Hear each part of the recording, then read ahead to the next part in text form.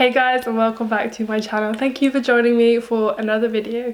Today I want to talk about 6 ways to help reduce your waste without access to bulk stores or bulk bins or all that fun stuff. First, I just want to say thank you to all of you who are supporting me on Patreon. It makes a big difference because we have finally launched the Low Impact Movement website, which is super exciting. So if you want to take a look, go and check it out. We've also launched our plastics campaign, where basically we're trying to teach you as much about plastics as we possibly can within a month. So it's all going to be about what plastics are made of, what kind of plastics there are out there, kind of what you can do with recycling, different things like microplastics, microfibers, nurdles, gyres, all that stuff that we kind of know about, we don't know that much about.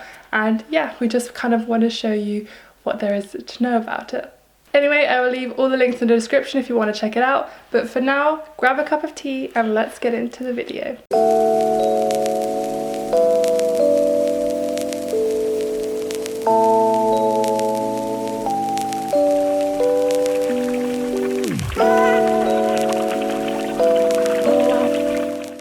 So I wanted to talk about ways that you could reduce your waste without access to bulk, because accessibility is a massive issue and a massive problem. Not all of us obviously have the same access to unpackaged foods, farmers markets, zero waste shops, etc. So everyone wants to do their bit, but you can only do what is reasonably possible for you with what you have available. So yeah, I hope you enjoyed these 6 tips, and let's start with number 1. So number 1 is to buy in bulk. And when I say bulk, I don't mean unpackaged, I mean simply try and buy the biggest bag you possibly can. I remember at uni, when I wasn't even thinking about waste, I was just trying to buy the biggest bag I possibly could because it was also more economical. I found that I wasted a lot less stuff because I had a much bigger bag.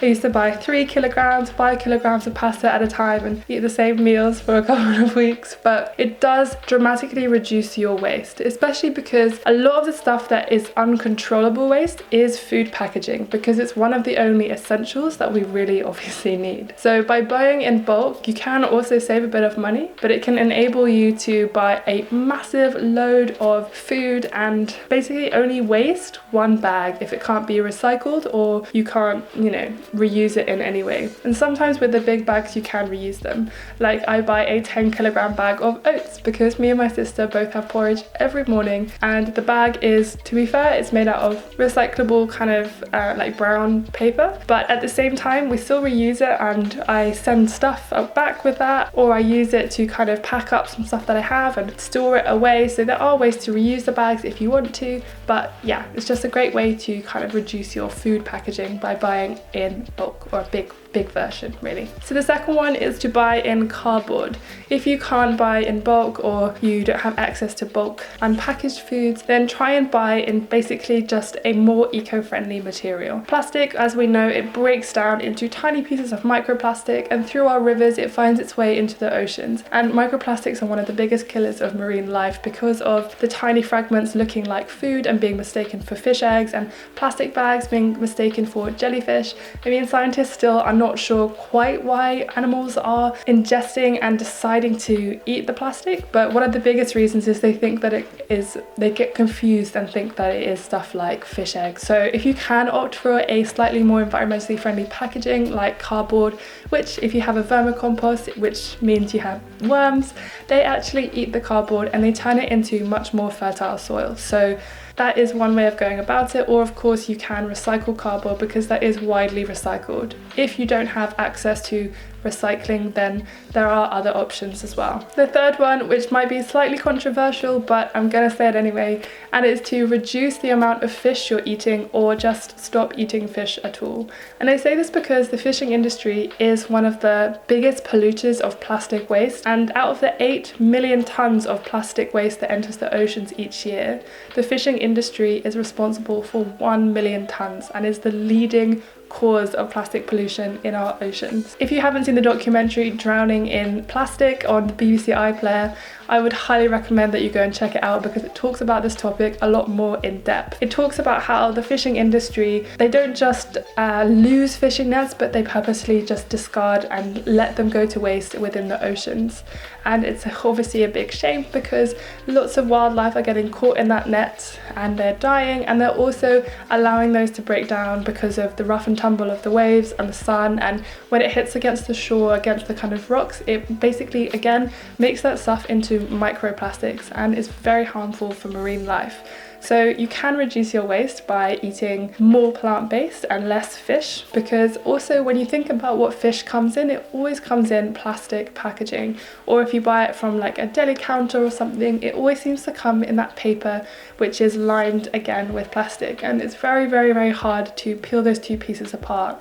And even if you could, it meant that you could recycle one part, but unfortunately not the other. So all I'm saying is try and reduce your fish intake, or if you think it's possible, I want you to try and just not eat fish anymore. Number 4 is to buy and eat locally and seasonal foods. Even if you have to buy food that's in packaging, it's still going to be better if you buy it locally and seasonally, especially if they are foods that naturally grow within your country.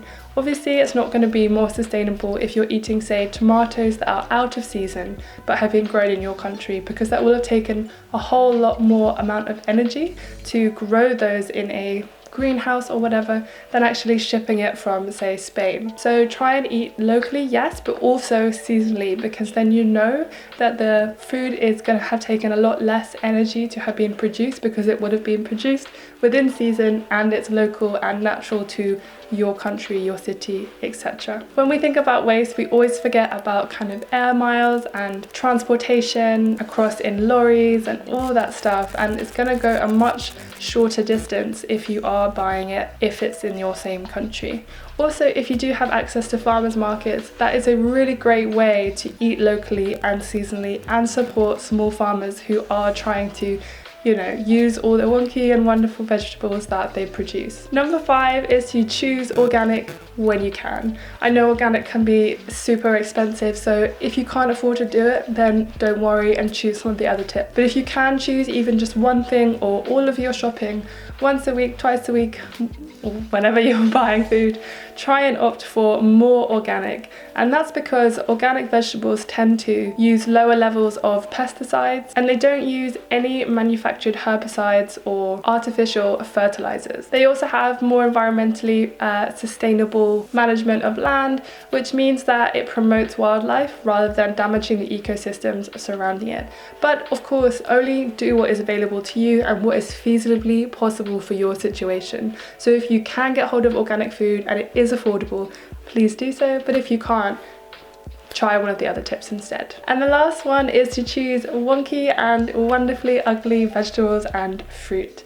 I choose a service called Oddbox, which directly helps farmers, because a third of all food produced globally is actually discarded, and a lot of that is because the fruits and vegetables don't meet cosmetic standards. So this company that I get a box from, they directly go to the farmer and they buy the vegetables and they make them into wonderfully ugly and wonky vegetable boxes, which is so funny because when you do get the box, there's nothing wrong with them. They might be a little small or a little big or got a little extra friend hanging out, but that's literally it. So if you go to a supermarket and you see a single banana on its own, choose that one, because it statistically is unlikely or less likely to be chosen than a bunch of bananas. So grab your singletons and take them home with you. Also, try and look for other initiatives in your city, in your town, in your state, in your wherever you are, and see if there are any kind of initiatives that are popping up that are trying to save and help fruits and vegetables from being discarded.